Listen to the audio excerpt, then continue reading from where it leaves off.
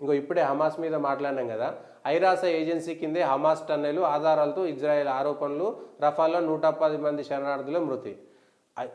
ఐరాసాకు సంబంధించినటువంటి దాంట్లో కూడా ఐక్యరాజ్య సమితి అనుబంధ సంస్థ UN agency for Palestinian refugee సిబ్బంది సహకారంపై ఇజ్రాయెల్ మరోపారు ఆరోపణలు చేసింది. అంటే మేము శరణార్థులము, మాకేం దిక్కులేదురా అని ఆయన అనేటోళ్ళు కూడా మళ్ళీ వాళ్ళ కింద బాంబులు పెట్టుకుని ఉగ్రవాదులను తయారు చేస్తున్నది. మళ్ళీ ఎప్పుడే మాట్లాడుకున్నాం, పాకిస్తాన్ది భూగర్భంలో 18 మీటర్ల లోతులున్న సొరంగంలో 700 మీటర్ల పొడవుతో కొనసాగుతుంది.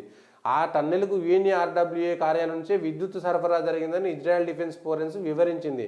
మొసాద్ అనేటువంటిది ఇజ్రాయెల్కు ఉన్నటువంటి ఒక ప్రత్యేకమైనటువంటి ఇంటెలిజెన్స్కి సంబంధించినటువంటి వ్యవస్థ.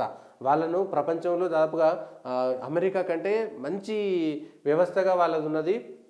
గూఢచారి సంస్థ వాళ్ళు క్లియర్గా ఆధారాలతో సహా ప్రపంచం ముందు పెడుతున్నారు. ఇప్పుడు హమాస్ టెర్రరిస్టులకు మద్దతు ఇచ్చే వాళ్ళంతా కూడా ఏం మాట్లాడాలో కూడా అర్థం కాదు.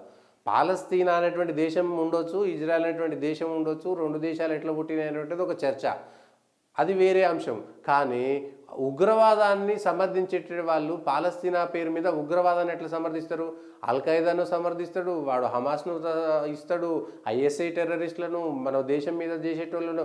దేశంలో సాధారణ పౌరులు చచ్చిపోతుంటే ఉగ్రవాదుల కోసం మాట్లాడేటువంటి దరిద్రులు ఉంటారు కొందరు. అయితే ఈ దేశంలో కూడా, భారతదేశంలో కూడా పాలస్తీనా పేరు మీద హమాస్ టెర్రరిస్టుల జెండాలు ఎగరేసేటువంటి దరిద్రులు కూడా ఉన్నారు. అజిత్ దోవల్ లాంటి గూఢచారి నాయకులు ఉన్నారు. ఆయన దాదాపుగా 180 మందిని తయారు చేసినంట. అజిత్ దోవల్ పాకిస్తాన్లో అత్యధిక కాలం ఉన్నటువంటి వ్యక్తి, గూఢచార్యం చేసినటువంటి వ్యక్తి, పాకిస్తాన్లో అణువణు ఆయనకు తెలిసినటువంటి వ్యక్తి.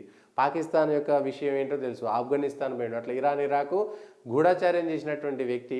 అట్లా 180 మంది ప్రత్యేకమైనటువంటి మెరికల్ లాంటి వ్యక్తులను తయారు చేసినటువంటి వ్యక్తి అజిత్ దోవల్. ఇప్పుడు ఆ 180 మంది మనకేదో అక్కడెక్కడో కెనడాలో, పాకిస్తాన్లో గుర్తు తెలియని వ్యక్తులు ఉగ్రవాదులను చంపేస్తారు కదా.